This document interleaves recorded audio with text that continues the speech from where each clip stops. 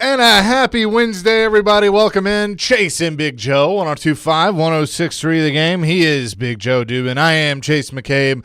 And behind the glass, the one and only Dr. Crane, Nick Frazier, on the ones and twos, who probably woke up at 4 a.m. Did you? I sure did.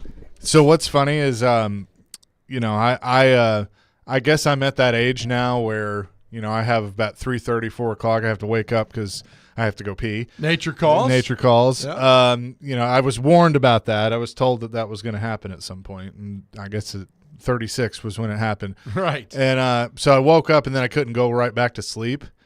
And I was like, I bet Dr. Crane's already awake. He's probably fixing ovens or something. You should have texted him. I was up making some coffee and Hey, did you my up? stretching.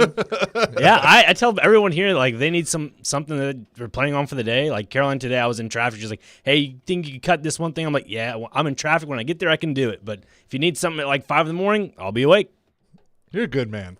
Thank you, sir. Man. You do a good job. Trying to be assistant to others, Yeah, well, I like that. I wanted to help out the city of Nashville this morning, and so every now and then I volunteer for this project, and it's a labor of love. Oh, okay. And that is I make sure every red light is working perfectly. Nice. And from West Nashville over to our station by the airport, they are functional, so everything's working great. I kid you not, I caught every one, and that's always my joke of, hey, I'm checking the red lights. I'll be there in a few minutes. I'm making sure that they all work, and they did. They were good. You know who we blame for that? Who? We blame you for that. Blame me for? You got to leave earlier, man. Oh, I left her. I did leave early. You got to leave earlier to do that. Actually, you know who I truly blame for that? My dog, because he did not want to go inside. Okay, well, let's have his side of the story. His side of the story would be, Joe, it was a nice, cool morning, and he literally will stand there and like raise his head up, and the wind blows through his hair. Like he's that. It's the Pyrenees, right? Oh yeah. Okay, so he enjoys the outdoors. He does a little bit. Is he lazy? No, not really. Now he's not going to be a farm dog. Okay, like what's he doing right now? He is probably sitting in a chair that he's not supposed to be sitting in, staring out the window. Really? Yes. Does he wait anxiously for his dad to return home? Yes. He sits there and watches what's going on. He'll bark at, like, if a leaf falls, he'll bark at it. Well, he's keeping you safe, man. Yeah. So when you let him out, is he potty trained to stay in the yard, or does he you got to watch him? So yes. Here we go. But Great Pyrenees are known to be stubborn and very strong-willed. So if he sees somebody walking down the street, he thinks, "Oh, there's my friend." And he'll take off. So I do have to put him on a leash just to kind of like you on Broadway. Yeah, basically. It's the same thing. Well, it's good, man. He's it sounds like a good boy, and he's protecting the house. So. He is a good boy. I will tell you this, and we've discussed this before about traffic. The new Donaldson Pike, I'm telling you right now, man, it's dangerous because it's next to the runway. And I told you last week I drifted over to the other lane watching a plane take off. There were like 5 planes lined up this morning taking off, and I'm just a big fat kid, and I'm just fascinated by airplanes. And you look over and see that, and people know what I'm talking about. And you watch the planes land and take off, man, and you got to be careful over there. I don't know what the end plan is for Donaldson Pike. I love it. But at the same time, you got to be careful because, man, you're just watching these planes go. Next thing you know, you're getting honked at. Right. I do wonder if that's going to be I guess that's permanent, how they've done it. I guess. I don't know. There's so much construction over there. I don't know. And then there's a giant hotel right next to the runway, part of the new construction over there. I mean, it looks great. I mean, I've just kind of given up on trying to keep up with. See a building, and then the next day that building's gone, and then, right. And then 2 days later there's another building where that building used to be, and I'm like, wait, what the? Well, I just found the downtown Y. Where did this Walgreens come from? Downtown Y is gone. They're building the skyscraper in the state of Tennessee, wait, the Y's gone? Downtown Y, yeah, the corner of 9th and Church. It's gone. I believe so. Did you guys hear about the Krispy Kreme as well in Thompson Lane? It's gone? Yeah, well, a fire happened Sunday, late Sunday. Okay. So my synopsis is they're probably going to tear it down and turn it into something. Dang, I just drove by that. Yeah. You should have that story could have waited till 11:01. I'm sorry. Because now I'm upset. Well, here's the thing, Joe. I did know this. I grew up on that Krispy Kreme. It was right Yeah. down from school for me. Legit, probably 2 minutes, if that, maybe one. And I remember the priest would always get us all Krispy Kreme donuts. We'd, be able to, I guess we had like a little lunch thing. Then we had a Dads and Donuts day where all the dads would come in. Yeah. Krispy Kreme would supply all the donuts. Really? Yeah. Yep. Well, that's I did a story one time about a guy who prepares all that in the morning, and I was like, if I worked here, I would be 900 pounds in no time. He's like, you get, because you stop just kind of, wanting the donut. I'm like, no, I wouldn't. I would just keep on and on and on. So I hate to hear that. I hope they're back up and running soon. Hopefully Yeah. so. So you didn't know the downtown Y was gone? No. Yeah, it's gone. I mean, there's a giant hole. They're building a gigantic building now with that Girantano guy. Tony Girantano is building he built the 505 building down there. He's building another building down there. Well, and I mean, truthfully, the only time now I go downtown is if I'm going to a Preds game or a Titans game or an event at the arena or Nissan Stadium. I really don't go downtown much. Well, there was another announcement yesterday about Nashville Yards and Pinnacle's putting some money down. They're building like another not arena but a small concert hall. I mean, it's just that whole infrastructure down there is crazy. Yeah, and here's another thing. I promise we are going to talk sports today, but we're off on a little tangent. That's which, fine, for those man. of you that listen to the show every day, you know that happens. We have all these nicknames for certain parts of our city, like Nashville Yards or Sobro or what's another? My new favorite's Chestnut. Yeah, Wedgwood, Houston. These things, and I know that's like Right. the area, but we never called it that. I mean, That was Wedgwood, Houston was like Berry Hill, right? That's right. Well, kind of on Kinda. down. It was just kind of like 8th Avenue, that area. There was an event somebody had over in Chestnut. It's like, it's over in Chestnut Hill in that area. I'm like, in Boston? They're like, no, Chestnut Hill. And it's over there by we never called it that. Right. And here's my thing. It was who gave it the name? I get it. And this is where I'm going to go off on my little rant. Do it, buddy. Because I was born and raised here. As were you. I mean, I know you moved away for a little bit, but you claim Nashville home. That's You've right. lived here pretty much your whole life, as have I. And I hear that, somebody referred to Nashville Yards one day, and I'm like, where the hell is that? And they're like, oh, how could you not know that? And as a Nashvilleian, that is such a historic area. And I go, when did you move here? 3 years ago. I'm like, shut your bleeping mouth. Well, I don't even know where it is. I guess. I mean, it's yards downtown. mean railways, right? Is it Union Yeah. Station? Is that where Union Station is? It's downtown, I guess. I don't know. The Gulch. We never. I mean, the Gulch was not really a good term, and now it's the Gulch was because it was just a giant hole, Right. And basically. the road collapsed yesterday. Yeah. Division Oh, wow. Street down there collapsed. Did it really? Yeah. It's a huge hole in the road. Yeah, huge. Good Lord.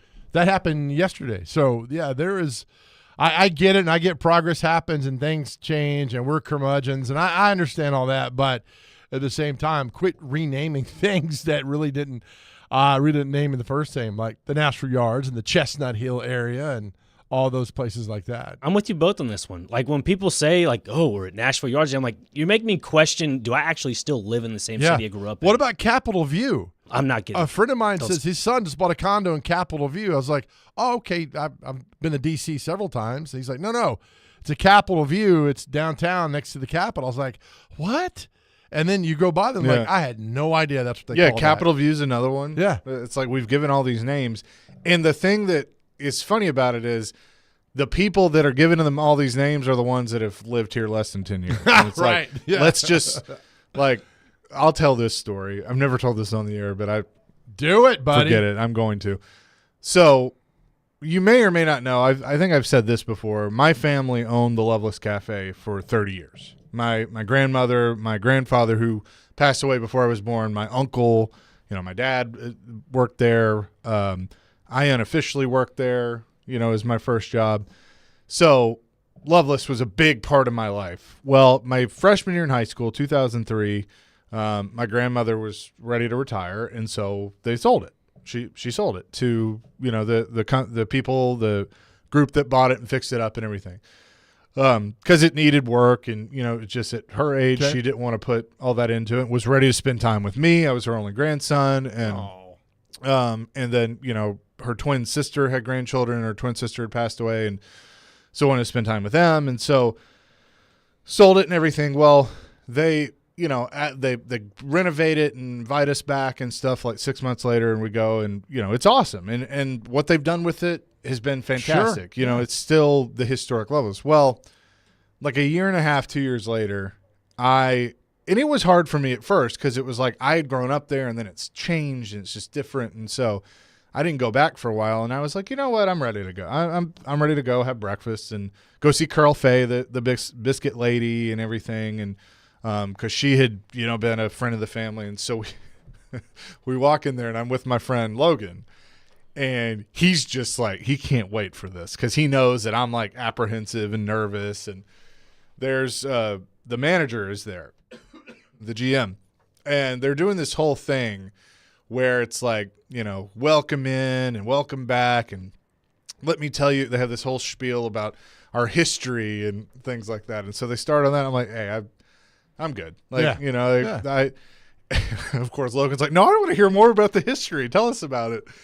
And so they're doing this whole little tour thing and walk into a room, and he goes, this wallpaper was hung up by Annie Lovelace herself. And I just like start laughing.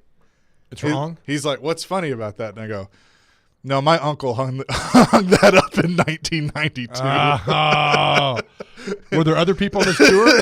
No. Oh, I mean, okay. it was just like as you walk in. Oh, goodness. But it's like this old-looking wallpaper that my uncle had gotten somewhere, and he's the one that hung it up. Can you imagine how many people he's told? What was his face red? Did he like? Oh, He didn't know what to say. Oh my goodness! It was the funniest thing. I couldn't help myself.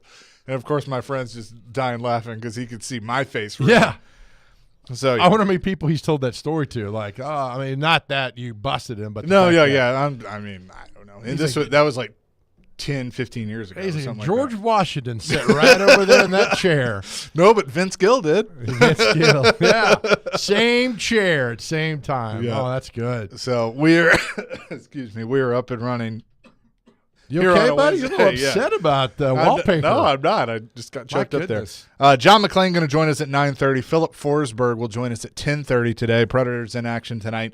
We'll also have a pair of tickets to tonight's game to give away at some point during the show. There's something that Stillman brought up yesterday. I heard Robbie and Rex were talking about it today.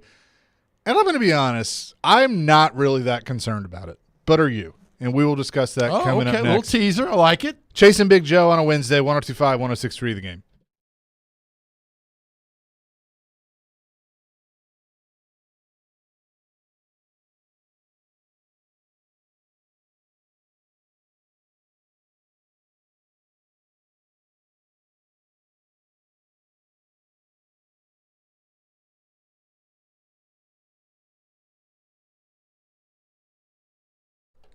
All right, let me tell you about ESPN Bet. That is my official sports book, and you can check it out. It's now available here in Tennessee, and it's a fantastic app. It's very easy to use. You can download it in your app store, sign up, create your account, and when you make a bet, any bet in the sports book, for new customers, they'll give you $100 in bonus bets. It is that simple. So go wager something on whatever in the sports book, and you'll get that $100 in bonus bets. That is ESPN Bet, my official sports book. I love it. It is fantastic and so easy to use. So go download it, sign up, make that bet, and get that $100 in bonus bet.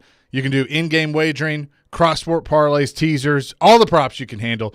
You must be 21 years or older and in Tennessee. For problem gambling support, call or text the Tennessee Red Line at 800-889-9789. Terms and conditions apply. See app for details.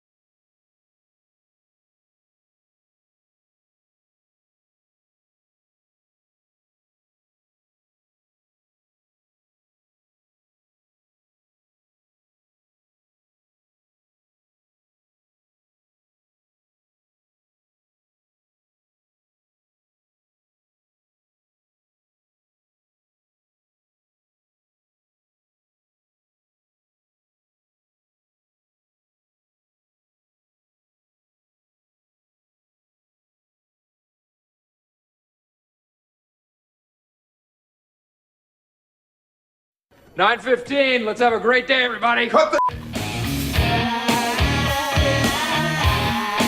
was that from?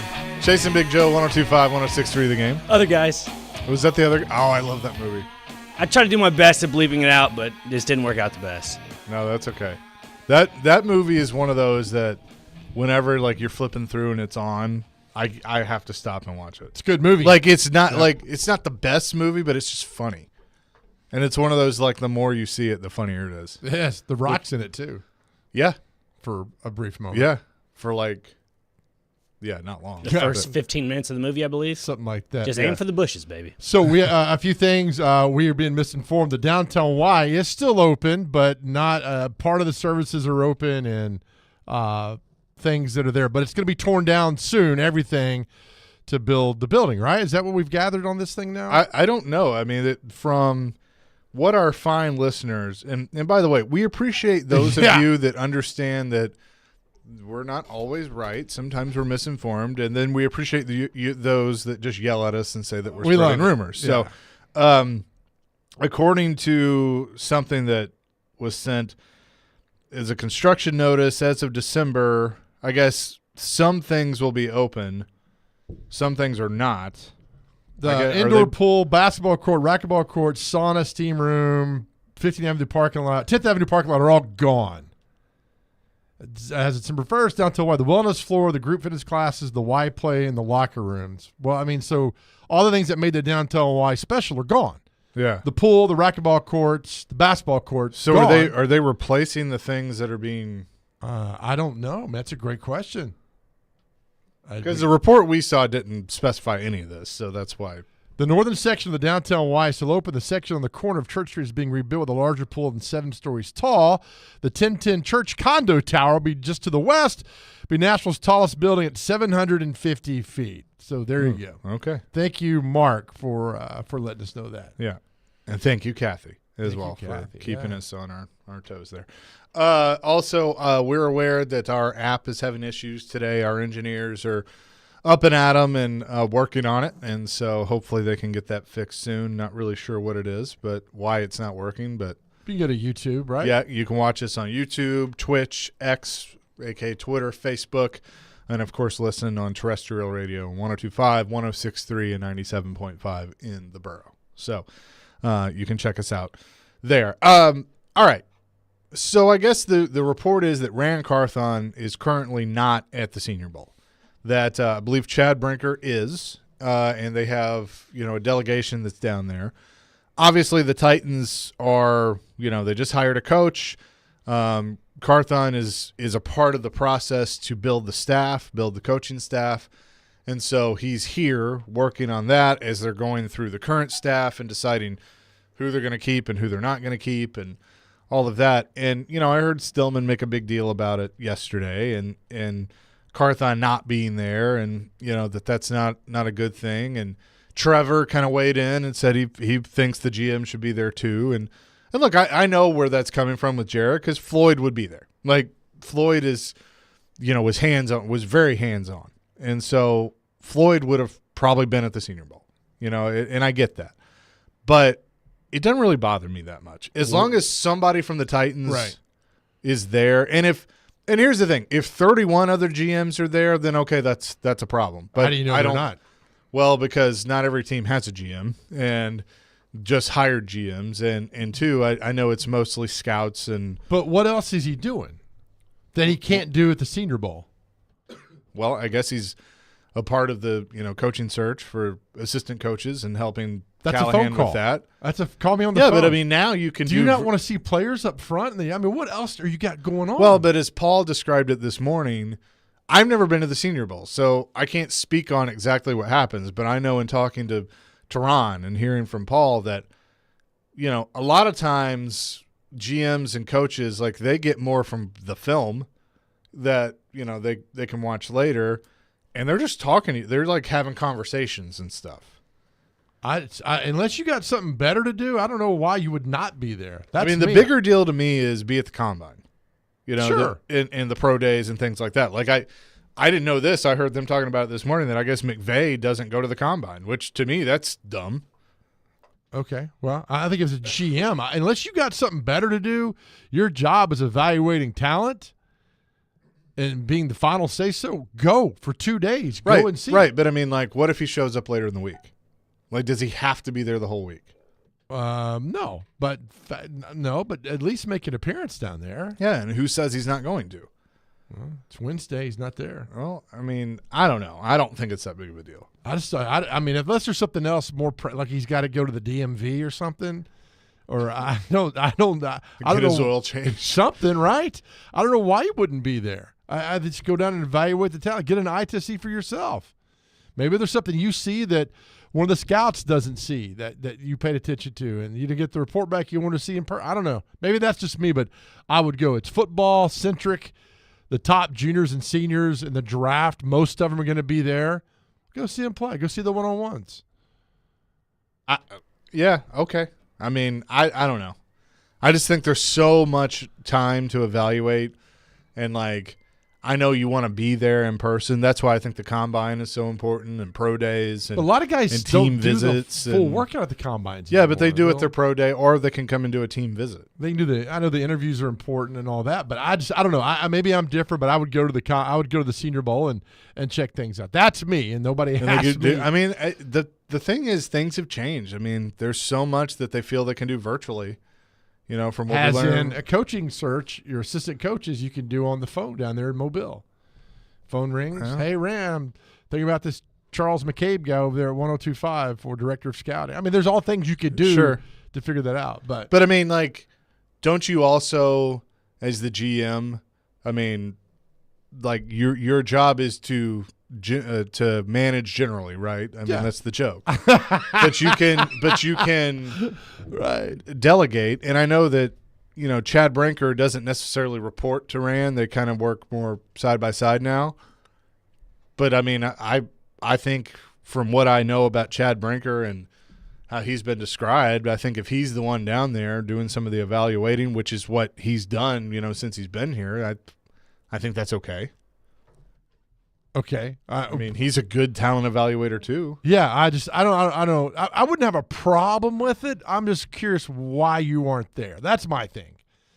When all the great talent is assembled in one place, go down and see, and maybe you like, you know, this one guy and you sees a tackle and he steps with his left foot, not his right foot, and you want to I don't know. There's all kind of things. I'm a football lover guy, so I would eat all that up just to be there and see that. We know who we can ask. Who will? That's right. Who will know? We can ask John McClain. He's going to join us next here on the Chase and Big Joe Show, presented by Regal Realty Group, 102.5, 106.3, The Game.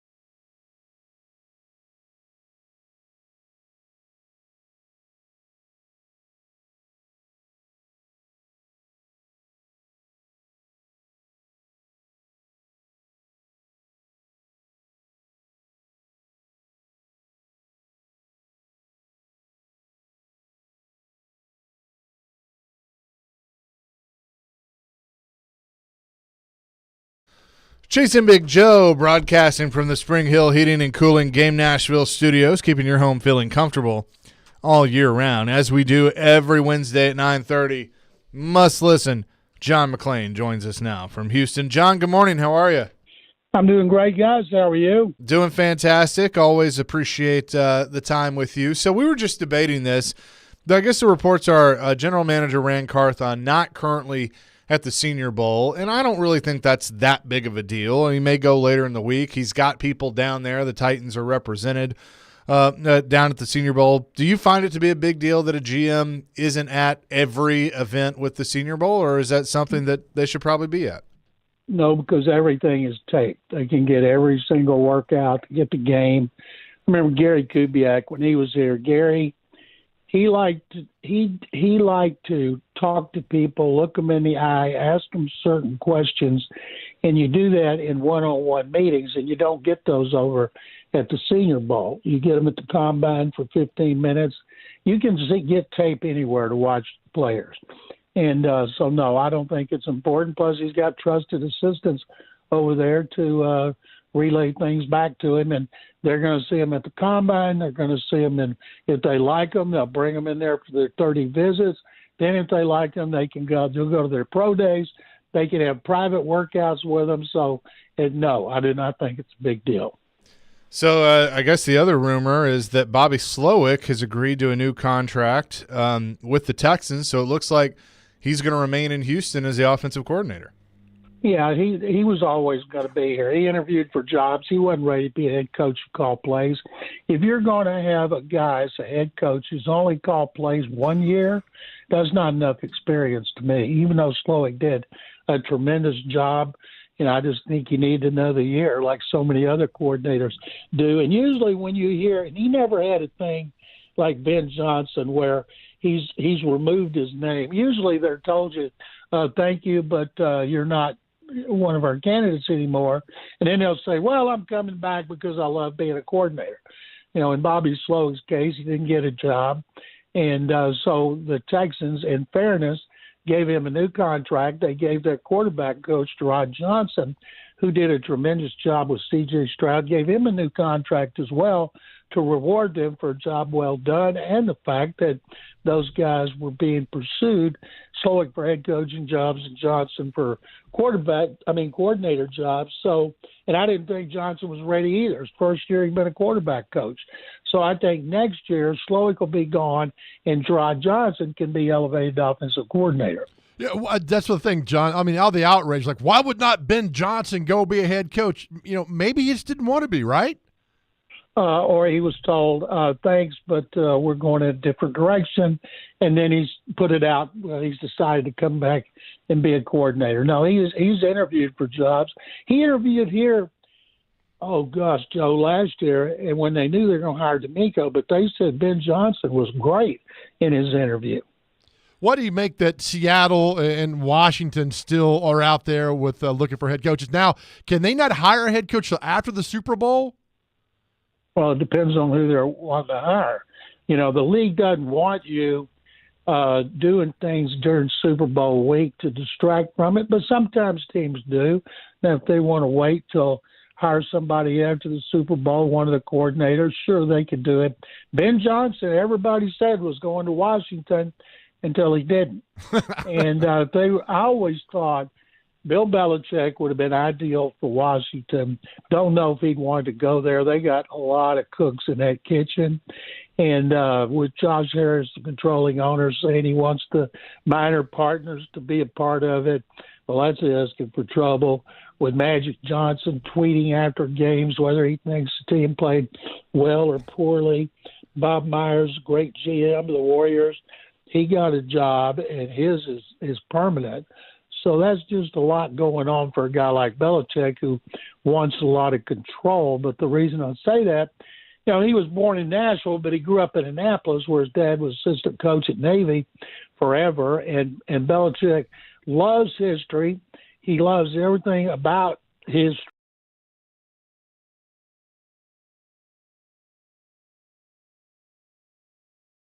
interviewing it. And now I can't wait to see what they're going to do. There's nobody from the Chiefs, I don't think, who's in the running for a job. Now, Mike McDonald is the defensive coordinator, 36, been a coordinator 2 years for the Ravens. You know, he's getting interviews. I'd love to see Seattle get Mike Vrabel because they've got a really good running game. They got all pieces in place for the quarterback. You know, maybe they'll go with Geno Smith again, but if you don't draft somebody you think has a chance to develop, you know, the Seahawks had a winning record. You know, it's hard to get a quarterback like that. Not impossible, as the 49ers have showed, but it's a really deep draft for quarterbacks, and there's probably going to be 5 or 6 taken in the first round. Were you surprised Seattle, that job is still open? Yep. The owner's not involved. It's all John Snyder, GM. He didn't have final say when Pete Carroll was there. Now he has final say. So I'm sure he wants to be thorough and talk to as many people as he can. But there's no reason not to hire somebody this week. I think one or both of those jobs will be filled by the end of the week, unless they're waiting on one of the coordinators with a Super Bowl team. So, John, I thought that Dan Quinn would have a really good shot at that job because of his history there and, you know, his stock being so high. But do you think that playoff game really hurt his stock and maybe he you know, is going to miss out in this coaching cycle? He could. I thought the same thing, Chase, that he was there for, was it 5 or 6 years working with Pete Carroll. He's a natural. You know, usually you don't go defensive coordinator to offensive coordinator. And Pete Carroll was a defensive coordinator. I mean, you usually do go the opposite side of the ball. And Dan Quinn being another defensive coordinator, I think if Quinn came there, maybe they had some reservations about being more of the Pete Carroll way, although I don't know why anything would be bad. I mean, even when he got fired, they had a winning record, and he did a tremendous job overall. And it could be that if you're going to hire Quinn, you want to make it look like you've talked to a lot of other people, and you have, and after a lot of consternation, it was clear to you that Dan is the best candidate for the job, rather than just hiring him and bringing him in and people, why didn't you talk to other candidates? My God, didn't you watch that Dallas playoff game? So in the whole scheme of things, people are going to talk about it and write about it, but one bad game doesn't make for a bad coach, especially one who took a team to the Super Bowl and should have won, except for a miracle comeback by Tom Brady. Now, you know how this works. We don't know every little thing, but I know that in our conversations that you and I have both felt that if Vrabel did leave the Titans, he'd have a job in 5 minutes, and that hasn't been the case. So do you think that it's that stuff has come out maybe behind the scenes that, you know, whatever, or is it more him of he can be picky because he knows that Amy's got to pay him and he could take a year off? Yeah, I don't know. I would imagine Mike wants to work, but I don't know. It could be that there's not a job he wants. It could be that he interviewed and they took somebody else. I think Atlanta would have been a great job for Vrabel because they got 2 running backs, knowing how Mike likes to run the ball, control the clock, play good defense. They got everything but a quarterback, but they have the 8th overall pick. And they'll have a shot to get one after the top 3 if that's what they want to do, or try to sign a veteran like Kirk Cousins. So I don't have any idea what's going on with Vrabel. I thought he would have had a job. I can't even remember how many he's interviewed for. And but if you don't want to do it now, I'd love to see Vrabel on TV with his personality in a studio disagreeing with people. But I don't have any idea if that's what Mike wants to do. Well, that same thing about to kind of transition, you know, Tom Brady's making the big move next year to being an analyst. You know, John, you remember when Joe Montana did this, he lasted a year because he just didn't like criticizing his, you know, quarterbacks and guys that he knew well. How do you see Brady filling in this role? One thing we know Brady will do, he's under a lot of pressure because Greg Olson's really good. Everybody thinks Greg Olson is really good. Now, not only is Olson being demoted, and he knew this was coming a year ago, he's taking a huge pay cut, and that's a bad double whammy when you do both. So whenever his contract's up, I'm sure the other networks are going to pursue him. Now, Brady, you know he's working like crazy. I saw him pushing some product on Pat McAfee yesterday, and he was talking about how hard he's working, how much he's putting into the broadcast. I thought Troy Aikman would be like Joe Montana. No opinion, terrible, because he was pablum throughout his career. People covered him, said, "Oh man, there's no way Troy is going to be any good." And then Aikman's been great because he's not afraid. You don't have to take cheap shots to be opinionated, to be negative. As long as you're pointing something out when somebody does something wrong, you don't go, "Oh my God, that's a terrible play." You just say, "Hey, he made a mistake, a bad play. He should have done this." That's what you want. I want it like Tony Romo used to be. He would say, "Now look here, I think this is going to happen," and it happened. Yeah. And now he doesn't do that. I don't know if he's not watching as much tape. He's not talking to as many I think they people. told him not to, which is dumb. But he's not as good as he was. Now, Brady, nobody will outwork Brady. Yeah. But a lot of people don't think he'll be good. I look at him more like Aikman. I think he will be opinionated, not in a cheap shot manner, but I think he'll be just like Greg Olson. He'll point out things that are going to happen, and he will point out things that happened and deserve criticism or praise. Well, and I think this is an interesting conversation because we had it earlier this week that you got guys where I don't think Gronk has really been who we thought he would be on TV yet. I think J.J. Watt does a really nice job and should probably have a larger role with what he's doing with CBS. And so, with Brady now available, you mentioned Vrabel. I think Vrabel would be excellent at it. I think Belichick would actually do a good job with it and show a different side of himself. So with that said, is it time for these networks to look at the Terry Bradshaws and Jimmy Johnsons and guys that have been there for a really long time and maybe start to transition them out because they have options with, guys that are removed from the game in the last year or two? Well, they have those Q ratings where they test popularity, and no matter what we think of people as broadcasters, what the public thinks, not what we think, because they can withstand the criticism. And usually they add, those not boosts, but those sets are getting way too long. You got to use wide action to get them in there. I know. And I think J.J. Watt could have a bigger role if he wanted. I don't think he wanted in his first year out of football being a new dad. And I think I'm partial to him, but I think he's great. Thing about Belichick, I've seen Bill Belichick behind the scenes when he wasn't talking about himself or the Patriots, and he's outstanding. He's great at analysis. He's great at opinion.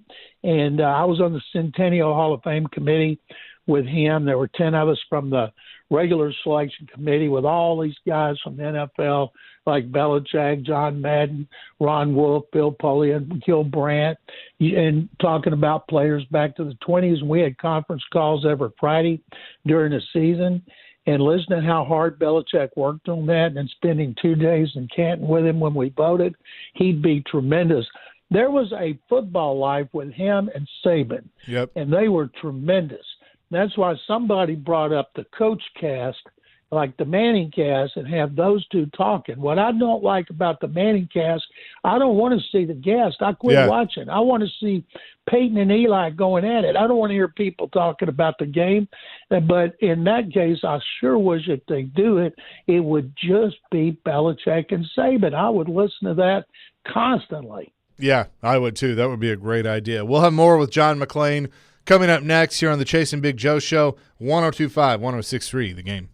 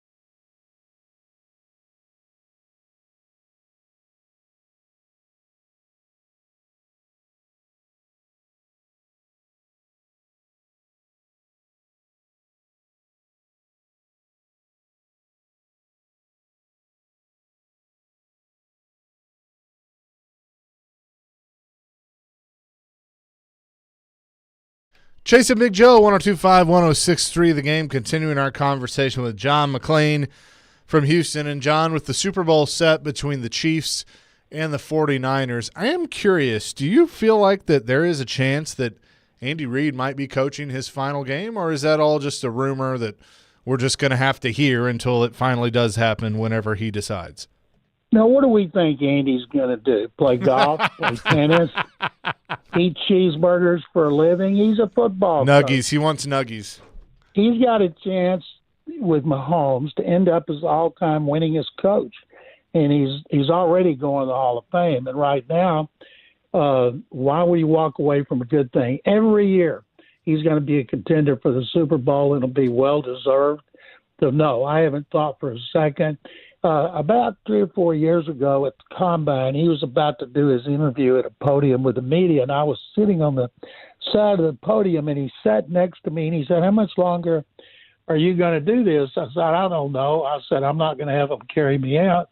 What about you?" He said, "Well, they may have to carry me out." I love it. All coaches, they don't want to retire. They're retired by their bosses. And so, no, I don't think for a second Andy Reid is walking away. It's a media concoction.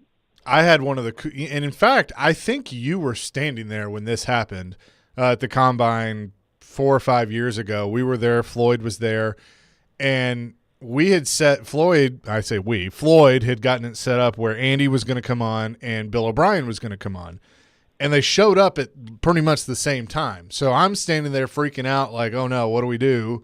You know, do we put them on at the same time? Like, how does this work? And so Bill had sat down first, and they had kind of started the interview. And, you know, PR guys are trying to keep their coaches on schedule and stuff. And so he kind of looks at me and goes, well, we may have to bail. And Andy turns around, looks at him and looks at me and goes, no, we're good. I'll wait on Floyd. Let him finish with Bill, and then we'll jump on. And that was Andy it. Reid is such a first-class act. He always has been. Who doesn't love Andy Reid? Everybody loves Andy Reid. And it's amazing.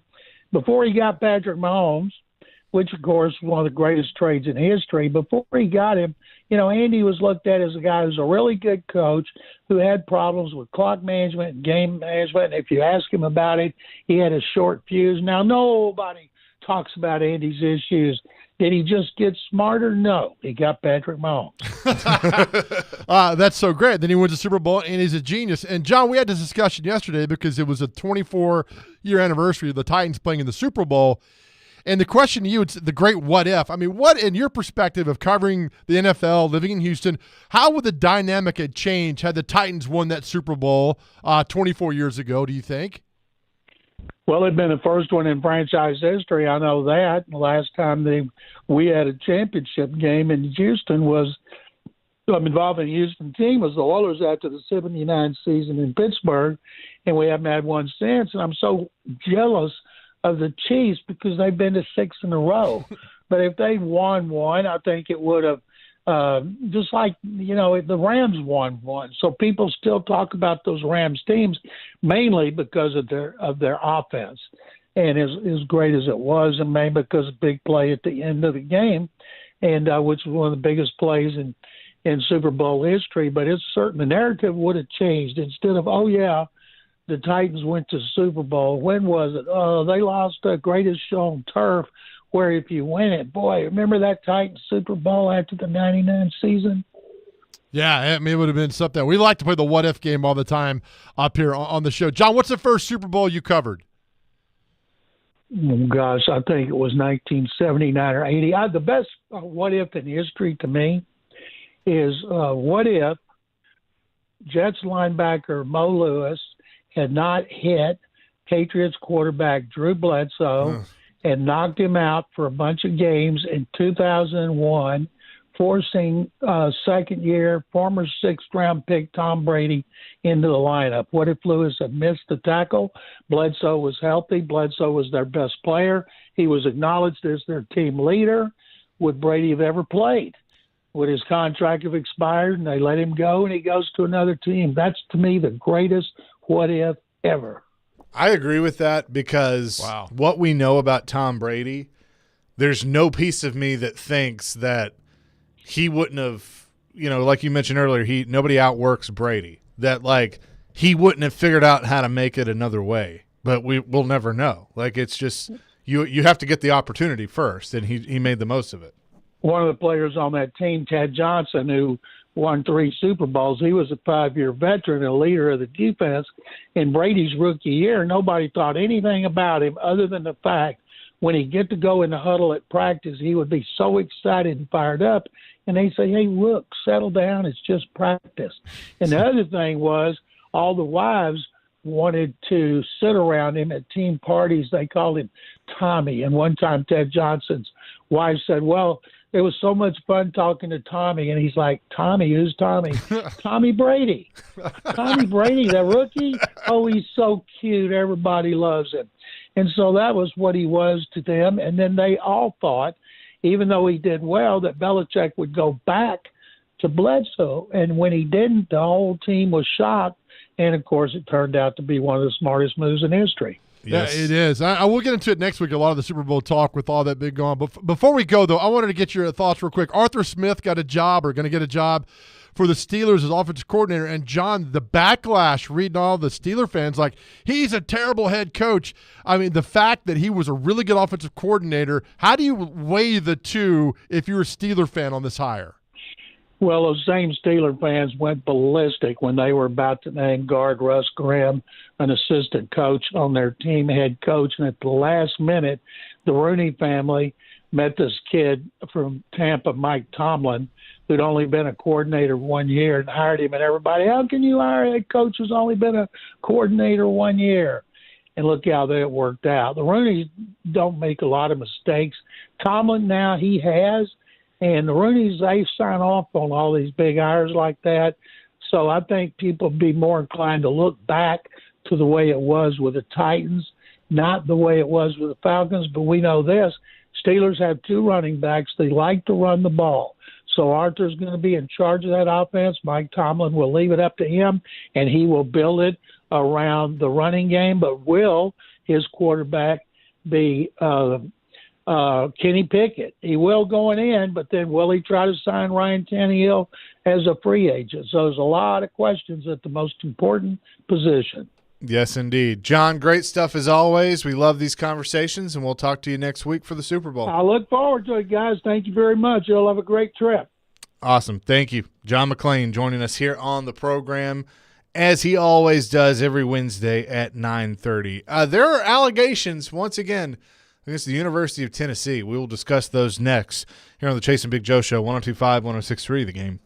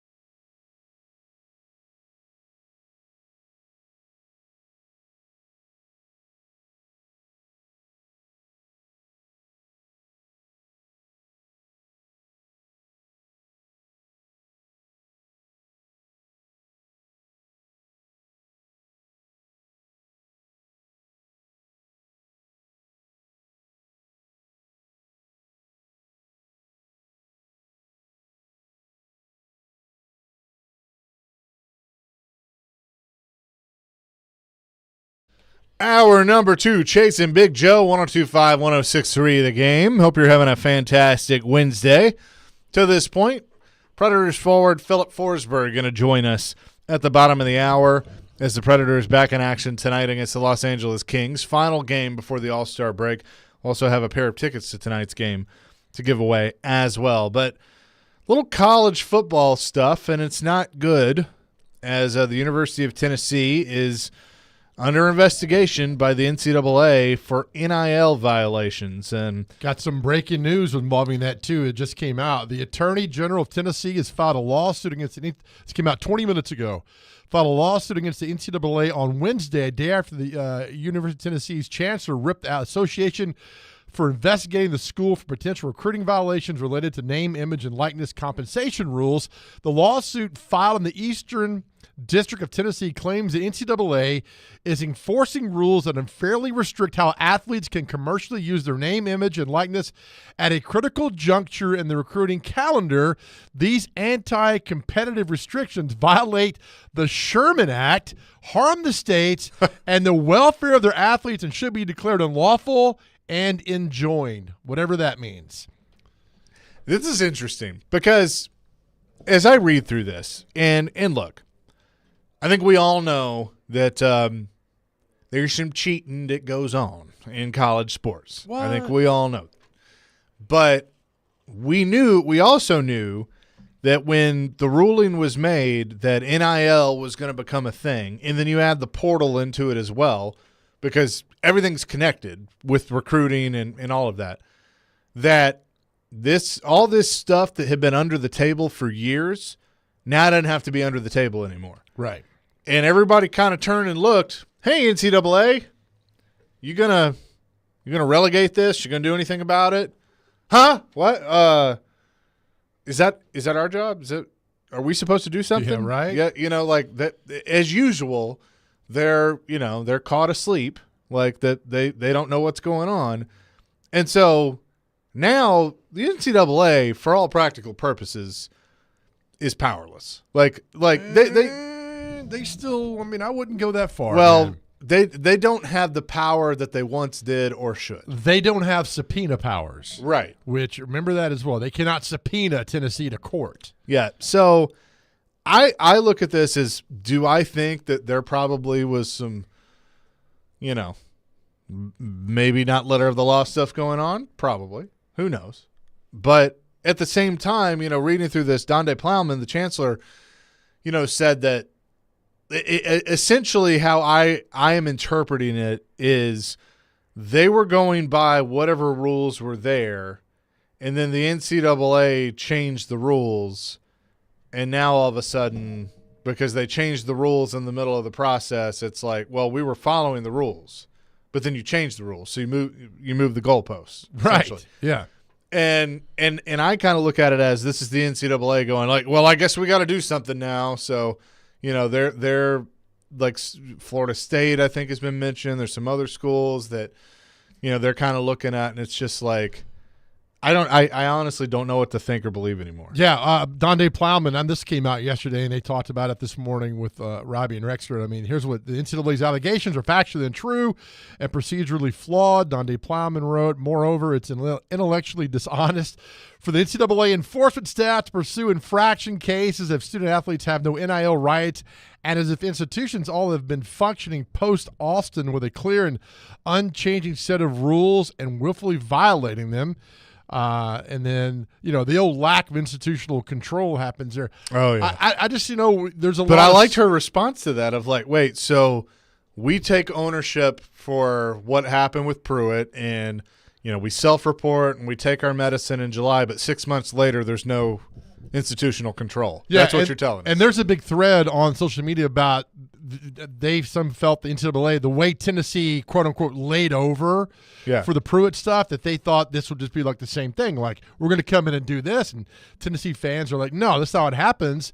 That's not what's going on. And my thing is, why are you getting in trouble for something that was allowed 2 years ago, whenever it was, and now it's like the retroactive part this of it. That's insanity. To me, this is the NCAA. This is what they do.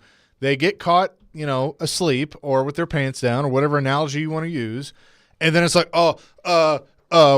yeah, we gotta live up to our title. And it's kind of like people that get in a position of power that have no business being in that position of power, and then when they don't do anything and people realize that they're not doing anything, and then somebody goes, hey, you might want to do something, right? And then it's like, yeah, Frazier, you're fired. Like it's like well, what'd he do? Yeah, it's like Mr. Burns running the company. Right, it's like Mr. Burns. Here's the one line, though, that I think is a lot there. Plowman writes, further, some of the allegations are simply factually untrue. Yeah. And I think that's strong from her, because you don't come out and say that if there's the slightest bit of like, are we sure about this? Are we? But she's like, are simply factually untrue. And I see a lot of, and again, Twitter or X, whatever's not real life, but I see a lot of other SEC fans dancing on the grave of the Vols. Sure, of course. Of course, they'd be likewise as well, what goes on. But look, man, Ole Miss, this could be you next. LSU, I mean, this is not just Tennessee. I mean, this is far-ranging, I think. And that's the problem with all this NIL stuff. I mean, it's just there's no sheriff. There's no thing or no one to stop this train. And it's not going to be stopped for a while. I love our text line. 5745. Let's not just sit there and defend UT and act like this was another SEC school. Florida or Alabama, you defend them too. You wouldn't. UT is a repeat offender. This is Homer stuff. I'm just reading. We're just look. If Tennessee had no response, if Plowman came out and said we're cooperating, they said yeah, no. But she's fighting this. She is, yeah. I mean, she put on her shield and got her sword, and she's out there doing this. So. You do the same thing if it was Alabama or Florida or whomever. But yeah, and I mean, this is the thing, and this is what I've learned about doing this. And look, you're entitled to your opinion, whatever. But college football is, especially in the South, there is such a. I'm trying to think of the best adjective, but religion, right? And it's like you're either a UT fan or you're not a UT fan. There's not an in between. You're an Alabama fan or you're not an Alabama fan. There is not an in between. So, as me as a radio host is just talking about a story and giving my opinion. If it's a UT fan, they're like, "Hell yeah, Chase, you're right."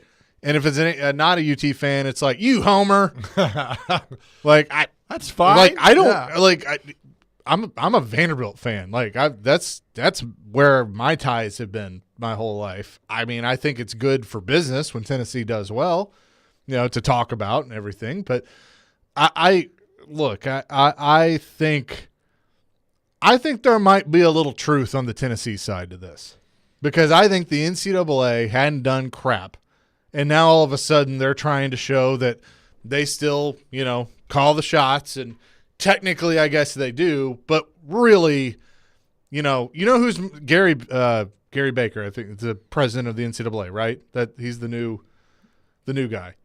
Is that his name? I guess Gary Baker, touchdown maker. Is that who it is? I don't know. Okay, but you know who has more power than him? Greg Sankey. Greg Sankey has more power than the president of the NCAA. Yeah. I can guarantee that. I mean, that's just the way that it has gone. So,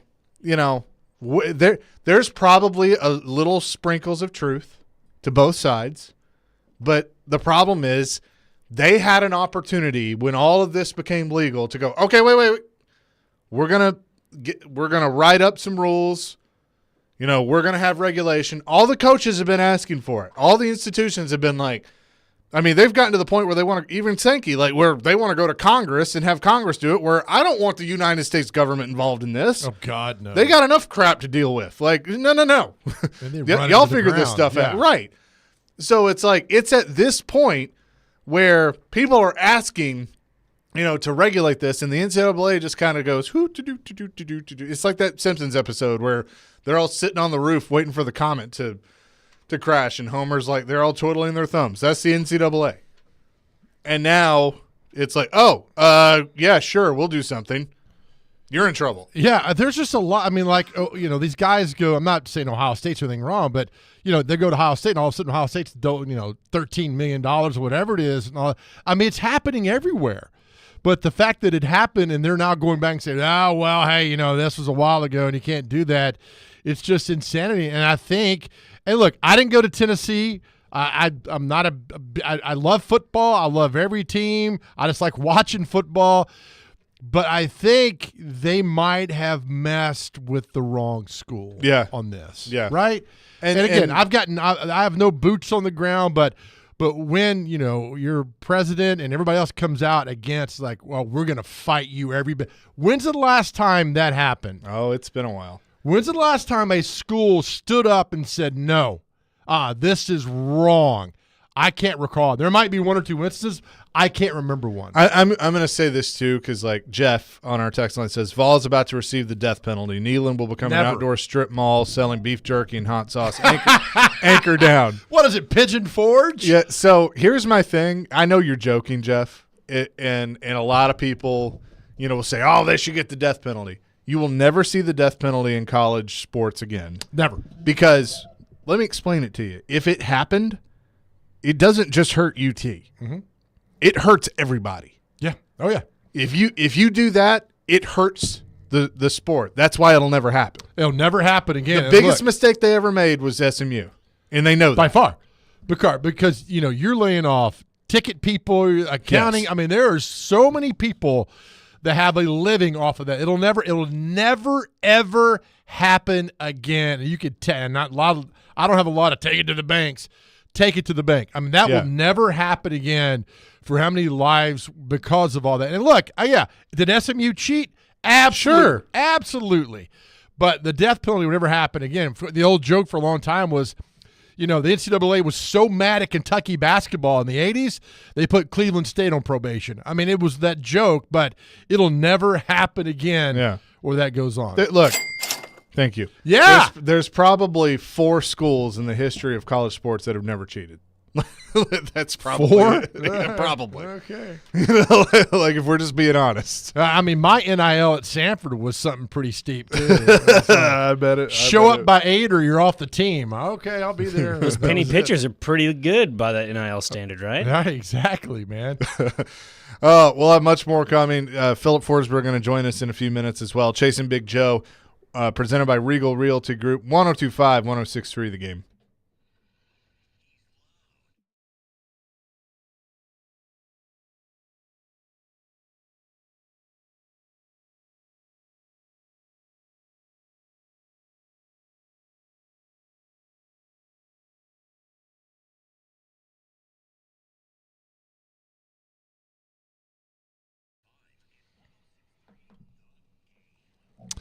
Hey, friends, Big Joe here. I love hearing from all of you who have used medical house calls and love the experience in the care. And here's how it works.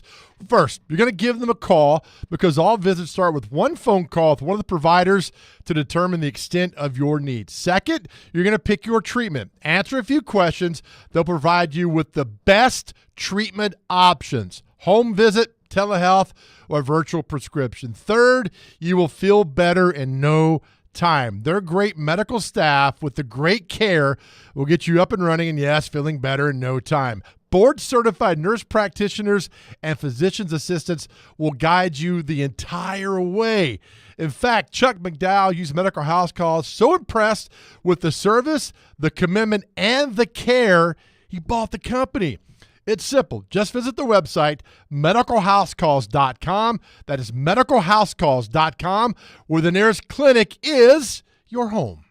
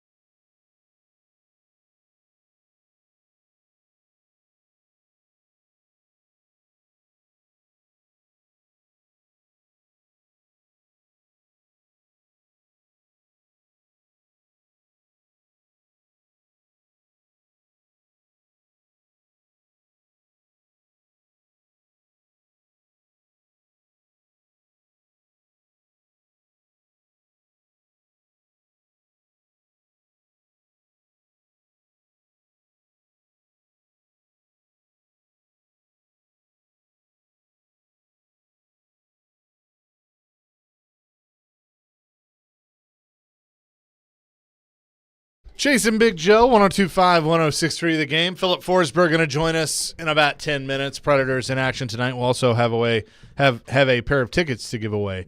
More people have given a statement when it comes to the University of Tennessee. Yeah, Governor Bill Lee issued a statement, and he said, while listening to the Chase and Big – no, he didn't say that. He said, the University of Tennessee has been nothing but forthcoming with the NCAA, and I thank Chancellor Dundee Plowman for taking a stand on behalf of all universities and student athletes. It's time for the NCAA to establish clear rules in the interest of student athletes rather than try to retroactively enforce ever-changing name, image, and likeness guidance. NCAA, you have picked the fight now. We'll see what happens. The old phrase of F around and find out, I think that might be in play here. Because here's the deal. Like, we all know that if you got, like, the higher-ups, like the governor of a state and then chancellors and all of that, if they're coming out and they're, fighting this, just with everything they got, there's been a meeting somewhere right that has been like, are we sure?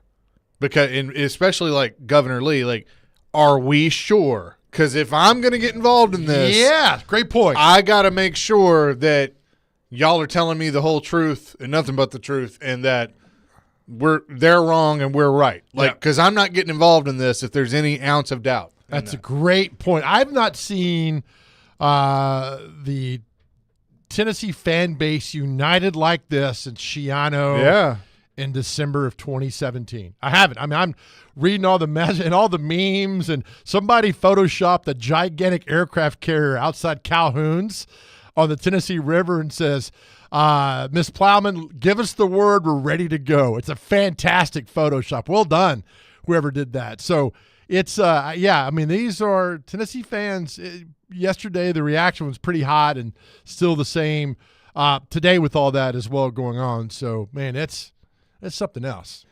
So I guess we and we'll keep updated on this as well. So I guess we messed up on this YMCA thing because now I'm getting emails with renderings of what the Y is going to look like. Well, get the people out there to know. Yeah, look, we said earlier that all the construction town, we were under the impression that the Y was taken down, but it's like half of it's been taken down. I mean, the basketball courts are no longer there. The racquetball court, there's a lot of things that are gone, but part of the Y is still there. Yeah. I'd go that Y and play basketball and racquetball. Somebody tweeted in and said, oh, nothing like playing basketball at the downtown Y, hitting a jumper and then going out and getting your car stolen. And I was like, ouch on that. Easy. So, yeah, the Y is still open, but not everything is there, correct? So I guess the Y, here are the renderings of what the new 6-story addition to the downtown Y will look like. So I guess they're keeping a part of it and building up, and then the 1010 tower is going to be to the west. Okay, good. Okay. All right. Well, that all makes sense. But it's not fully operational, right? Right. Okay, it's a construction. Oh, wow. Okay, so okay. we apologize. But here you go. But look, this is why we have smart listeners that So that the Y's to the left of that? Yeah. Okay, nice. For those of you watching on this. The rendering, yeah. Chase is doing show and tell like he's in 8th grade at FRA again. So thank you, Mark, for sending that. Look, I mean, you hear a report and it's not the whole thing, and so stuff gets lost. Look, this is the people show, right? We're here for you guys. 2 hours to make you laugh, smile, sometimes cry, and to Does that mean inform. The Rock's going to be on here? And for the people show? Yeah. Thank you. I'm doing that dance. Yeah, nice job, Dr. Crane. Well, good. You're the construction worker. I did, yeah. Actually, the construction worker now at the Y, if I remember correctly, on the Village People, is a McGavitt graduate. Oh, really? Yep. Oh, wow. He's not the original, obviously, but he still tours all that. No, I mean, that Y was, they had great racquetball leagues back in the day. All kind of fights would happen in racquetball down there. I broke many rackets down there. Isn't that how you met Sudzo? That is, playing racquetball. Yep, we all played. The racquetball league at the downtown Y was absolutely fantastic. in the 2000s and early 2000 teens. I mean, it was a great place to go and play racquetball. And now stupid pickleball has shown up. And, Yeah. Easy. Hey, moved people racquetball out. I'm not going to hate it. I got too many people that like pickleball, and the last time that I hated on pickleball, my mother got mad at me. No, so pickleball's great. I miss racquetball. The racquetball courts are being kind of moved out of the way, you know. A lot of guys play handball, which I tried one time. Whoa. Exhausted. Absolutely exhausted doing that. Haven't played that since the second grade. I bet you haven't. We need a good game of dodgeball. Do you think you could play dodgeball? Not well, but If you can dodge a wrench, you can dodge a ball. I'd be afraid of Thank you, Nick. Willy Donick in dodgeball. okay. So Left-handed if we did all of our on-air personalities and producers, like everybody here, and we did like a game of dodgeball. Yep. That's a really who would take it a little too far, like the most competitive. Rex Road. No. I'm gonna say Caroline. You I think Caroline would. She's got a feisty side of her, like competitive side. Willie would get into it. He's left-handed dodgeball throwers are a different Derek dynamic. too. I mean, Derek, you can't take that away. Yeah, Rex Road's if I'm doing it, first guy I aim for is Rex Road.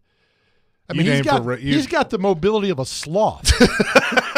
I'm taking him down first. I mean, I've heard he has some not issues on the basketball court, but I've heard he's had some testy little matchups. I could see it. Stillman might get it. This could be fun. We should do this. Yeah, and we get a couple listeners to hang out with. Stillman wouldn't shut up the whole time, I'm sure. I'd go after him second because I think his athletic him. ability is a little bit not more impressed than. I mean, I'm an easy out probably. And you're gunning for it right there. Our buddy Hair Metal Henry just weighed in and said, Bill Whitefield from McGavick is a construction worker for Village People. He's a McGavick graduate of 1983 or 84.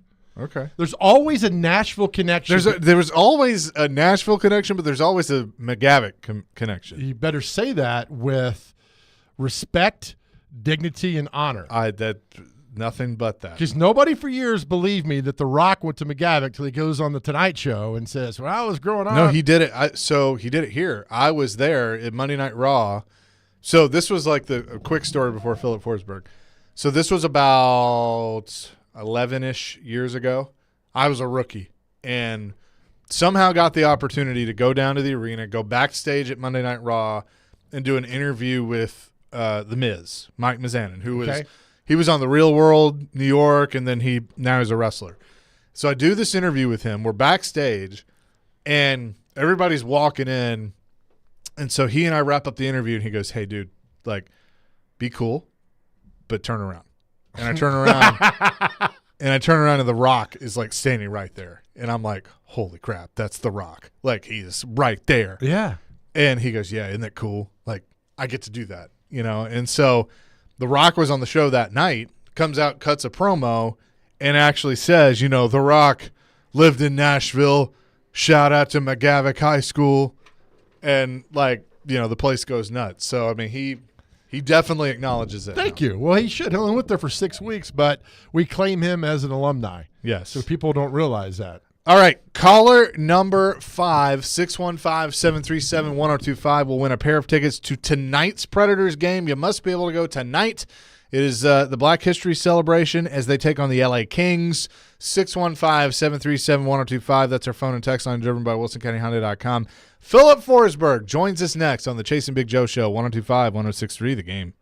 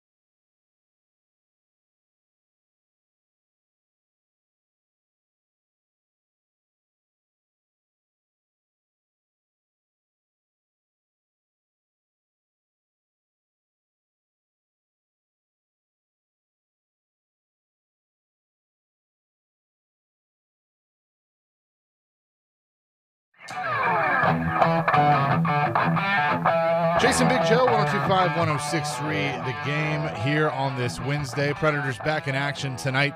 One more game before the All-Star break against the Los Angeles Kings. And on the line now with us is the Predators All-Star, Philip Forsberg. Phil, good morning. How are you? Good morning, guys. I'm doing well. How are you? Doing fantastic. I know that obviously you got the point, and those points are very important, especially this time of year. But I know you guys wanted the 2 points against Ottawa the other night. So how do you take a little bit of what you learned in that game, apply it tonight, and go out strong before the All-Star break? Yeah. I mean, there was certainly a lot of good things to start, but then not a whole lot of good after that. So there's a lot to learn from. But I think that's like I said, the point was crucial. But at the same time, when we had that start, we obviously were not looking at one, we were looking at two. So that's something that we definitely have to learn from going forward. Does a game like tonight, when you're playing a team, the LA Kings, that they're in the similar position that you are, fighting for a playoff spot, do these games even in late January feel like playoff games? Yeah, for sure. I think a lot of the games we played lately, I mean, you saw the Minnesota was similar situation, Edmonton too. Obviously, the results went either way there, one win, one loss. So these games are going to keep coming for us, and obviously with the break on the horizon too, I think we need to take care of business tonight to go into a break on a little bit of a better note. Yeah, Philip, I was going to ask you how important it is for this. You got a 10-day break coming up as a team to start that break off with a big win tonight. That's got to be kind of the ultimate goal tonight, I would guess. Yeah, for sure. I think you can't really control if you're going to win or you're going to lose, but you can control at least the effort we put on out there. And like I said, we had one really good period against Ottawa, but that was clearly not enough. So we got to try to put together a more complete 60-minute effort, and I do think that's going to be enough. But like I said, it's more about the effort and kind of playing the right way that we want to play.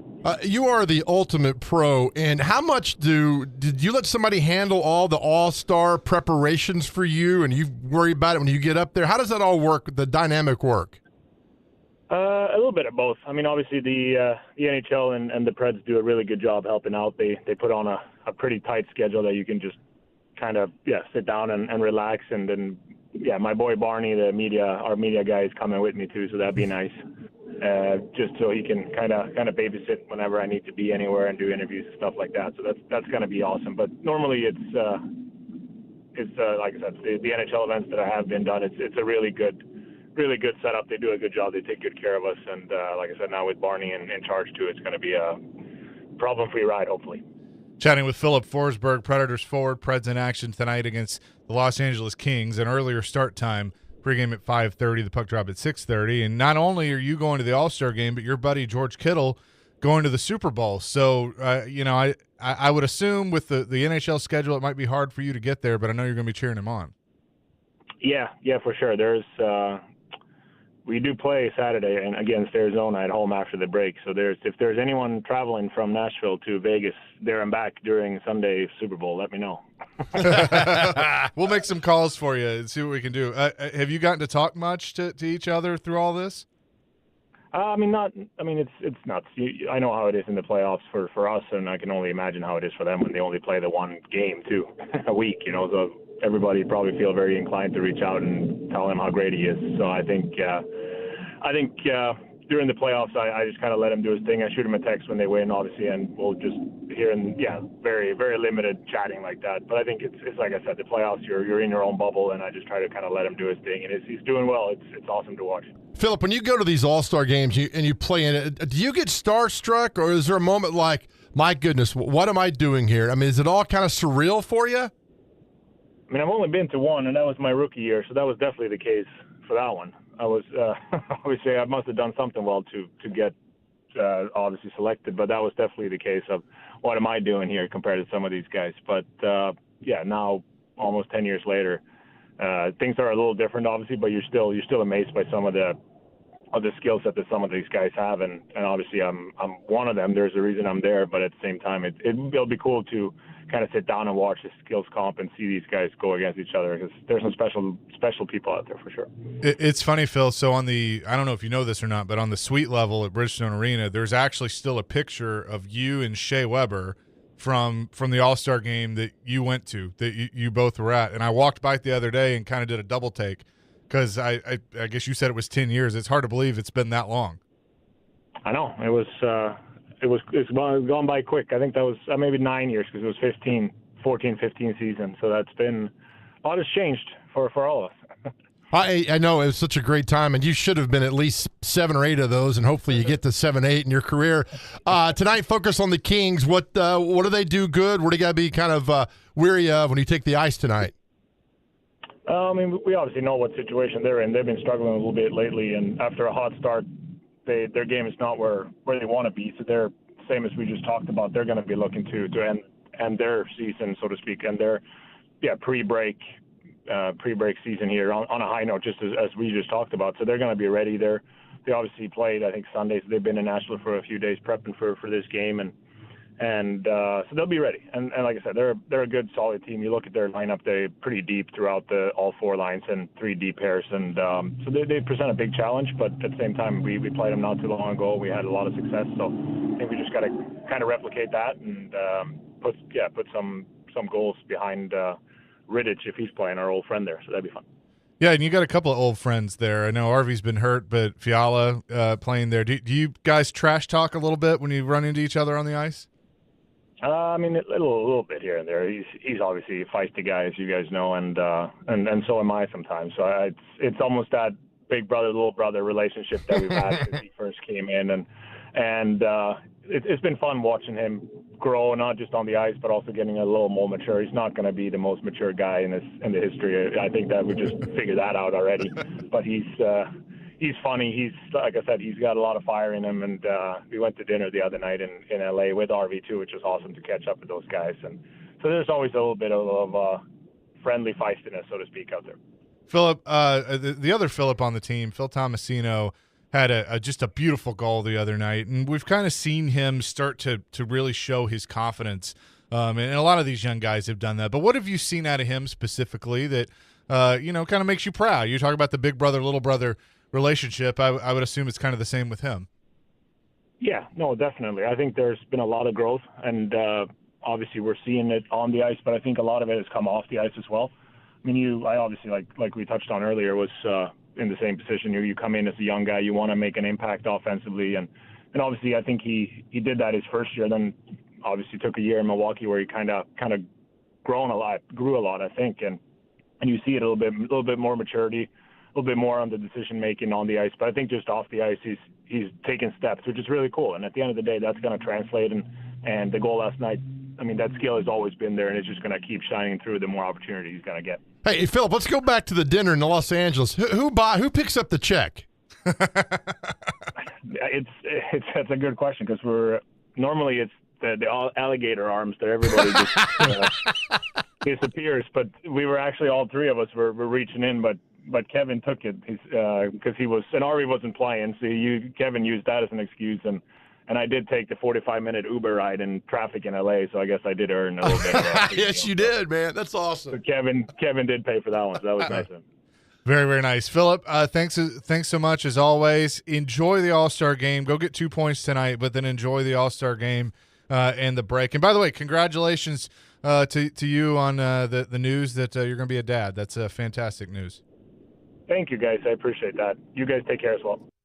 That's Philip Forsberg joining us here on the program. And again, reminder, earlier start time tonight. We'll have pregame for you with Max Hers at 5:30.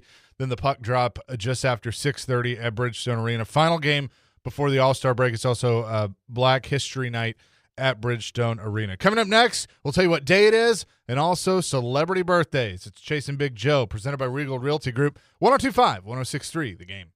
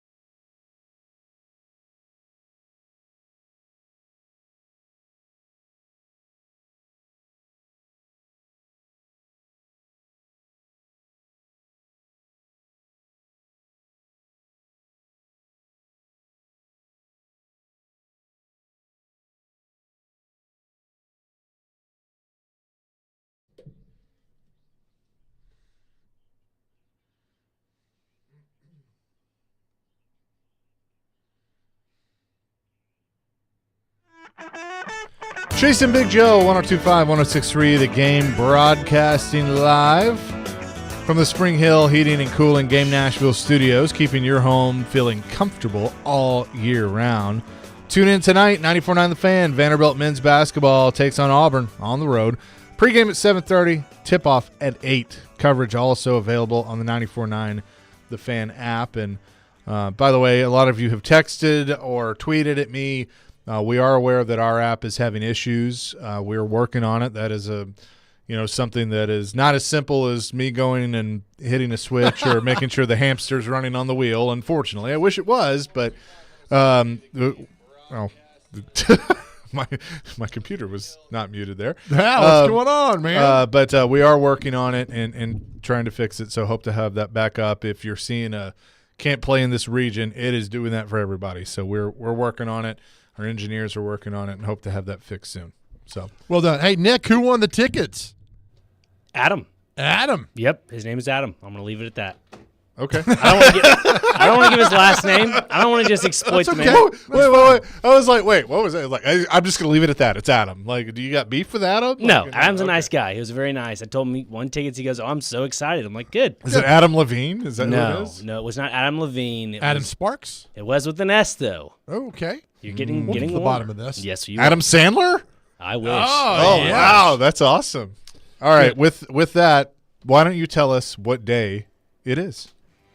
Okay. Well, today we have appreciate your Social Security check day. That'll be me soon. Probably. this That'll probably be afternoon. me never. It'll run out. The other one we have is backwards day.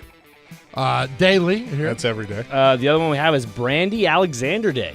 Is that a drink? I believe so. Yes. What do you believe? So you're reading it. Well, I mean, it looks like an espresso martini is what Okay. it looks like. Brandy out. All right. You well love done. those. Yeah, there we go. I love doing it with ice cream. That's pretty good. Let's see. Eat Brussels sprouts day. I love me some Brussels sprouts now. Pass. Oh, come on, Joe. Put a little olive oil on Hey, it. you know what? This is the perfect transition because then we got birthdays. Okay. I never liked Brussels sprouts until I met my friend Amber. And she made me try them one time, and now they're like my favorite vegetable. Today is also Amber's birthday, so happy birthday, Amber. Happy birthday, Amber. Well done, There you Chaser. go. How about that? The other one we have is Hug an Economist Day. Okay. I don't know any, but I don't. Yeah, neither do I. Inspire your heart with an art day. Okay. Do a lot of drawing. Okay. I Yeah. draw a great stick, man. There we Yeah. go. Draw You something for the got an stream. Emmy for those. I There did. you go. You draw something for the stream, like a stick figure, maybe, and people I would did. love that. By the way, Well done. I love that now there are people that do that and think that they came up with the idea. Isn't it crazy? I came up with Imitation, that 15 years the ago. greatest form of flattery. Nominated 6 times for an Emmy for that, and I won once. Really? Yeah. All right. The other one we have is the last one is National Hot Chocolate Day. Yeah. Love me Here's some to hot you, man. chocolate. A little hot cocoa. All right. Time for celebrity birthdays. Brought to you by possibly you. Email Sean Fort together at cromwellmedia.com. Our first birthday, Kelly Lynch. She was in Roadhouse. She was Dalton's love in Roadhouse. How old's Oh. Kelly Lynch? The original Roadhouse, not this crappy remake that I'm probably going to watch. Exactly. It's with Jake Gyllenhaal. It should be a good one. Man, I'm going to say 59. 64. 64 exactly. Yeah, that's good. Dr. Crane, I well thought done. I there. should have gone into the 60s. Well done. Actress Minnie Driver. She was in Goodwill Hunting. Mini Driver. 65. 71. 54. Oh, Dang boy. it. You guys are terrible. Comedian terrible. Bobby Moynihan. He played Drunk Uncle on SNL. He was on SNL for quite. He was a pretty good character on SNL. 59. 62. 47. The Yikes. talented Kerry Washington. 41. 52. 47. She took over Great the today. voice of the new teacher since Miss Krabappel passed away. Kerry Washington? Yep. No, I didn't Justin Timberlake, the Tennessee boy. Ooh, JT. All right. He's 40. 45. 43. Okay. Dr. Crane knows his boy bands. In sync, man. Knows him. Singer Marcus Mumford from Mumford and Sons. Yeah. I don't think that was them. That's not Mumford & Sons? Oh, man. That's Sanford. Well done. Oh, man. 39. 44. He is 37, 2-1. I like this. Jonathan Banks. He played Mike in Breaking Bad. 47. 52. 77. Oh, gosh, okay. we're close. KC of Casey and the Sunshine Band. 82. 75. 73. Good job. 3-1, Dr. Crane. Let's see here. Some more. Singer Tyler Hubbard of the world's best band, Florida Georgia You Line. love them. I love You love them. They make you cry so every good. time. Hey, what up, girl? Every line of their song. What up, girl? I'm going Tip to it back. say 37. Oh, man. 33? He is 37. It's 3-2. I'm coming under the wire Now here. who knows their We bro got- country. That's right. What up, girl? Nolan Ryan. Today's Nolan Ryan's birthday. Chase, you're down 3-2. Nolan Ryan is 79. 74. 77. We're tied at 3. We got one more. It's one more. It's coming down to this, Chase. How old is Bret the Hitman Hart? Oh, yeah. How old is Bret Hart, baby? This is it. The buzzer. And that's the perfect tease for tomorrow, too. Bret the Hitman Hart, 63. 67.